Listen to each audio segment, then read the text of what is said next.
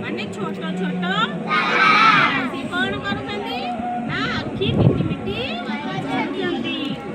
आउ कौन कहछंती up above the world so high जे की पृथ्वी ठारू बहुत उच्चरे अछंती हैला आउ लाइक ए डायमंड केमिति देखा जाउछंती हीरा भली देखा जाउछंती आउ कोठी इन द स्काई स्काई माने आकाश रे से पूरा डायमंड हीरा भली देखा जाउछंती ना नहीं जे कि आम ठारू बहुत दूर रे अछंती किंतु तांको देखिया को भल लागे ना तुमको किए सब देखि जाऊ जो तारा को राति रे कहलो समस्त देखि छ कहलो अमावास्या रे किए चंद्र देखि छ अमावास्या रे किए चंद्र देखि हमने अमावास्या रे चंद्र देखि छ अमावास्या रे चंद्र देखि छ केमति देखिला अमावास्या रे तो चंद्र देखा जाय ना अमावास्या रे चंद्र देखा जाय आ तुम माने केमि देखिला ताहाले तुम माने देखिना मिछ कथा कहछ ना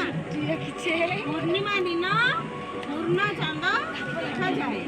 आमर मास होची दीटा पक्ष हैला गोटे हैला कृष्ण पक्ष गोटे हैला शुक्ल पक्ष हैला लोक पक्ष आ कृष्ण पक्ष हैला अंधकार पक्ष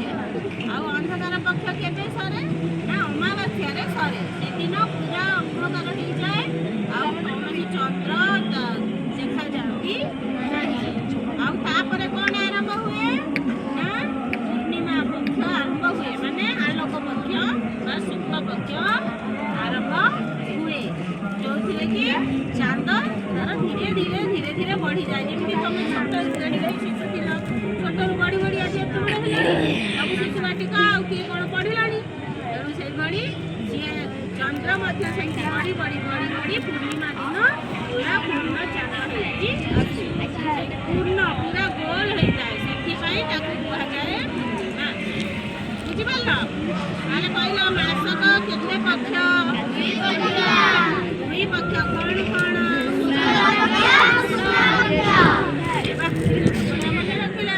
ताले खाली आमे आसिले 12 तिथि समय अनुसार पढ़िबा ना कोन कहछ ताले आज एतिकी पढ़ी थाओ खाली आमे आसिले 12 तिथि समय नक्षत्र आ कौन केमती समय आम गणना करवा 12 केमती जाना सप्ताह कौन ये सब विषय पढ़ा ठीक अच्छे आज ये रखा।